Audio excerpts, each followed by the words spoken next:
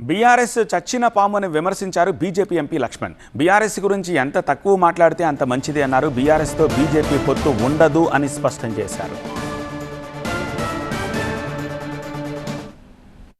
కేసీఆర్ గురించి ఎంత తక్కువ మాట్లాడితే అంత మంచిది. ఆ పార్టీ అది చచ్చిపోయినటువంటి పాము, అది ఎంత లేచినా ఇప్పుడు లేవదు.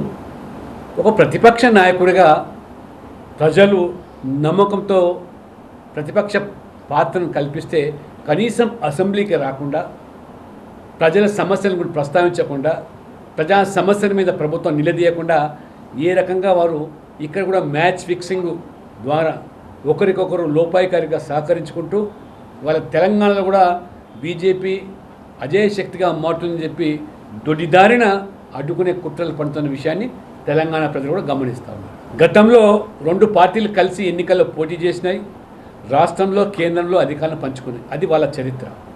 ఇప్పటి వరకు భారతీయ జనతా పార్టీ తెలంగాణ ఉద్యమ సందర్భంలో తెలంగాణ ప్రజల ఆకాంక్షలకు అనుగుణంగా ఉద్యమంలో పనిచేసాం తప్పితే ఏ ఎన్నికల్లో కూడా, స్థానిక ఎన్నికల సంస్థల ఎన్నికల్లో కానీ, అసెంబ్లీ కానీ, పార్లమెంట్ ఎన్నికల్లో కూడా ఏనాడు కూడా ఆ పార్టీతో పొత్తు పెట్టుకునే దాఖలాలు లేవు.